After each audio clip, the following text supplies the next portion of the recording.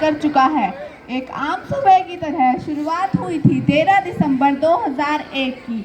कई मुद्दों पर पक्ष और विपक्ष के जबरदस्त हंगामे के बीच लोकसभा की कार्रवाई जारी थी।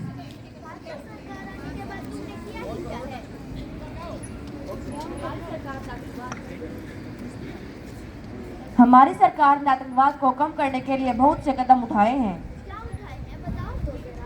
भाजपा ने आतंकवाद को कम करने के लिए पीओटी और टीएडीए जैसे कानून को लागू किया है। पूरे देश में आतंकी लहर क्यों दौड़ रही है? नहीं, ऐसा कुछ नहीं है। तुम्हारी सरकार आने के बाद आतंकवाद को बढ़ावा मिला है और राष्ट्र की एकता में भी बाधक आई है।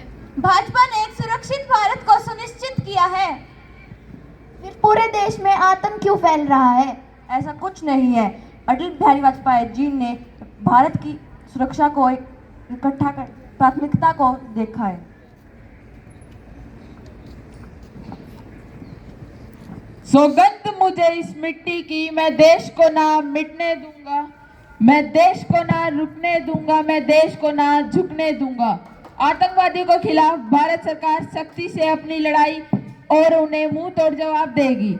यह संकट जिसने भी पैदा किया है वह एक खतरनाक खेल खेल रही है। उन्होंने हमारे राष्ट्र को चुनौती दी है। मैंने पहले भी कहा था, फिर दोहरा रहा हूं, हम आतंकवादियों का खात्मा अपने बलबूते पे करेंगे।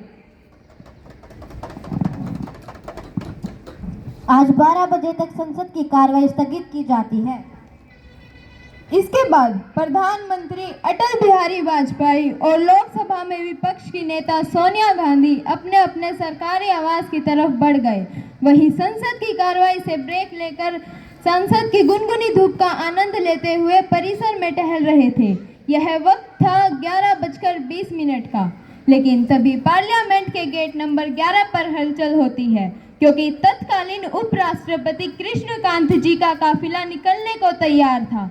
सिक्योरिटी गार्ड्स अपनी पोजीशन लेते हैं और ऐसे में सभी का ध्यान इस तरफ हो जाता है, मगर इसी बीच सुरक्षा वालों की व्यस्तता का फायदा उठाते हुए संसद परिसर में दाखिल होती है एक सफेद एम्बेसडर कार, जिसका नंबर था DL30J1527।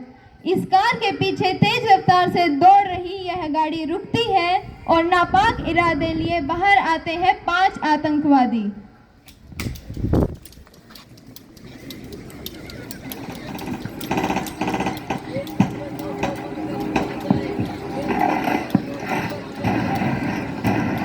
अरे, ये विपक्ष की तरफ से कोई पटाखों की आवाज नहीं है तो संसद के ऊपर आतंकवादी हमला है, इसलिए संसद की कार्रवाई रद्द की जाती है।